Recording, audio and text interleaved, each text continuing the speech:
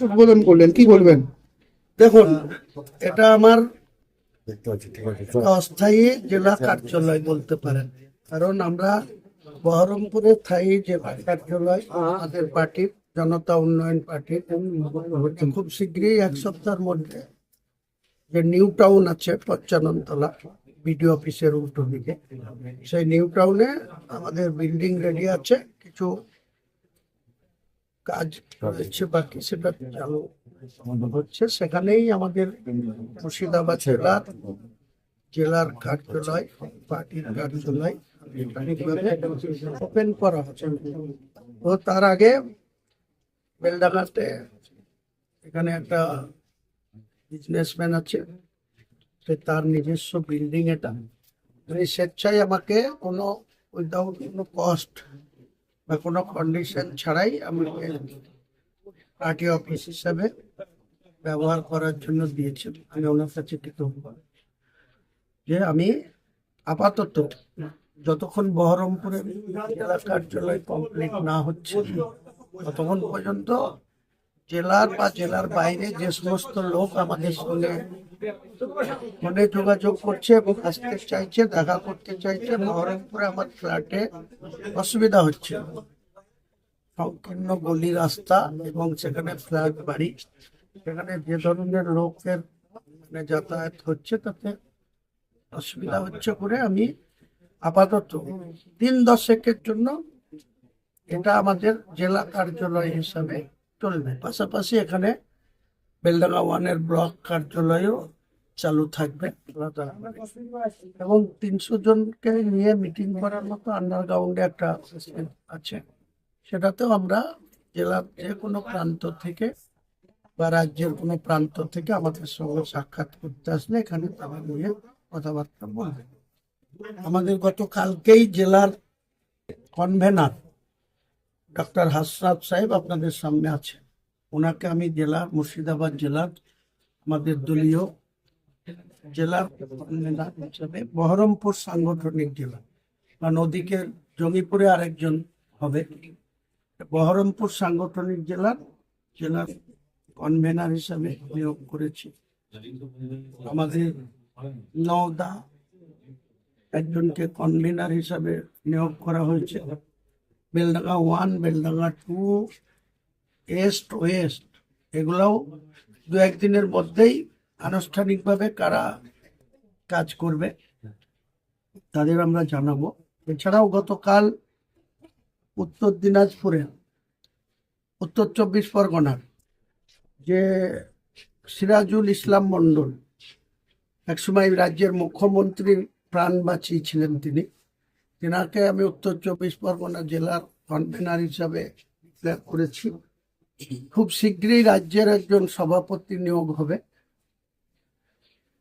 সেটাও আপনারা 1 সপ্তাহের মধ্যেই জানতে পারবেন। তাছাড়া সমগ্র বাংলার যতগুলি জেলা আছে এছাড়াও একজনকে আমি নিয়োগ করেছি রাজ্যের ভাইস প্রেসিডেন্ট, এবং 7টা জেলা কুচবিহার, আলিপুরদুয়ার, জলপাইগুড়ি, দার্জিলিং, উত্তর দিনাজপুর, দক্ষিণ দিনাজপুর এবং মালদা, এই 7টা জেলার অফিসিয়ালি কোঅর্ডিনেট করার জন্য দলীয় পর্যবেক্ষক হিসেবে আবু মিন্নাত শেখ, মালদায় বাড়ি, সে আগামী দিনে আমাদের মোথাবাড়িতে কন্টেস্ট করবে আমাদের পার্টির হয়ে, আর তাকে রাজ্যের সহসভাপতি করা হয়েছে। তাকে উত্তরবঙ্গের 7টা জেলাতে পার্টির পক্ষে আমাদের সঙ্গে লিয়াজো রাখা, এবং কুচবিহার থেকে মালদা, এই 7টা জেলা তাকে দলীয় পর্যবেক্ষক বলেন, অবজারভার বলেন, এটা নিয়োগ করা হয়েছে। আমরা 31শে জানুয়ারির মধ্যে আমরা রাজ্যের প্রত্যেকটা জেলা আমাদের সাংগঠনিক ভাবে আমরা নতুন পার্টি, সেটা আমরা সাংগঠনিক দায়িত্বপ্রাপ্ত ব্যক্তিদের নাম ঘোষণা করব। আর আমি আগেই আপনাদের বলেছিলাম যে 31শে জানুয়ারির মধ্যে একটা ব্রিগেড করব। সেই ব্রিগেডটা খুব সম্ভাবনা 31শে জানুয়ারির মধ্যে না হলেও ফার্স্ট উইক অফ ফেব্রুয়ারি, কারণ এটা ডিফেন্সের মাঠ। ব্রিগেডটা ডিফেন্সের সাথে অলরেডি যোগাযোগ করা হয়েছে। তেনারা বলেছে যে 10-11 তারিখের মধ্যেই তেনারা কোন ডেটে আমাকে এনওসি দেবে। সেই এনাদের এনওসি যে ক্লিয়ারেন্স, সেটার পরেই আমি ব্রিগেডের সভা জনতা উন্নয়ন পার্টির ডাকে ব্রিগেডের সভা হবে। নিশ্চয়ই যারা আমাদের আগামী নির্বাচনে সহযোগী হিসাবে যে দল আমাদের সঙ্গে থাকবে, তারা নিশ্চয়ই ব্রিগেডের জনসভায় আমাদের প্রয়াসে তারা উপস্থিত থাকবে। সে কারা থাকবে, কে থাকবে, আপনারা ব্রিগেডের জনসভাতে দেখতে পাবেন। আর কোনো কোশ্চেন? রাজীব বাবু, হ্যাঁ বলছি আজকে হাওড়া এবং বীরভূম গীতা পাঠ শুরু হয়েছে আবার নতুন করে এরকমভাবে।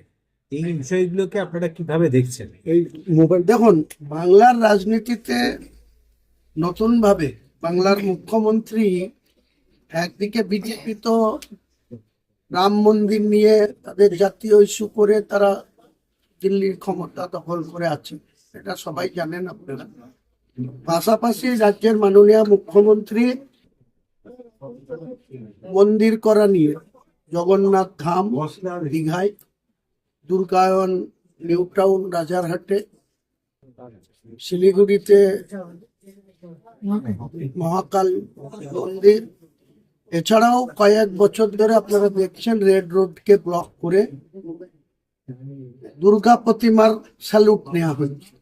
সেটা ইউনেস্কোতে নাম চলে গেছে। সেই ইউনেস্কোর সঙ্গে সঙ্গে অন্য ধর্ম অবলম্বী মানুষের প্রতি আমার সম্পূর্ণ শ্রদ্ধা রেখেই বলছি যে আমরা জানি যে আমরা যেমন আল্লাহ বিশ্বাসী, তেমনি অন্য ধর্ম অবলম্বী মানুষ বা সনাতন ধর্ম অবলম্বী মানুষ তারা বিভিন্ন প্রতিমা পুজোয় বিশ্বাসী। সে দুর্গা হতে পারে, মা কালী হতে পারে, সরস্বতী হতে পারে, কৃষ্ণ হতে পারে, অনেক ঠাকুর তিনাদের আছেন, দেবতা দেব দেবতা আছেন। তো আমরা কয়েক বছর ধরে দেখছি রাজ্যের মাননীয় মুখ্যমন্ত্রী যে কার্নিভালের নামে রাজ্য সরকারের কোষাগার থেকে খরচা করে রেড রোডকে ব্লক করে তিনি মা দুর্গার স্যালুট দিচ্ছেন। এটা কতটা সাংবিধানিক, কতটা তিনি করতে পারেন, কতটা না পারেন, সেটা আগামী দিনে বাংলার জনতা তার পক্ষে না বিপক্ষে সেটা ব্যালটের মাধ্যমে রায় দেবে বলে আমার বিশ্বাস। মোহাম্মদ সেলিম বলছেন মমতা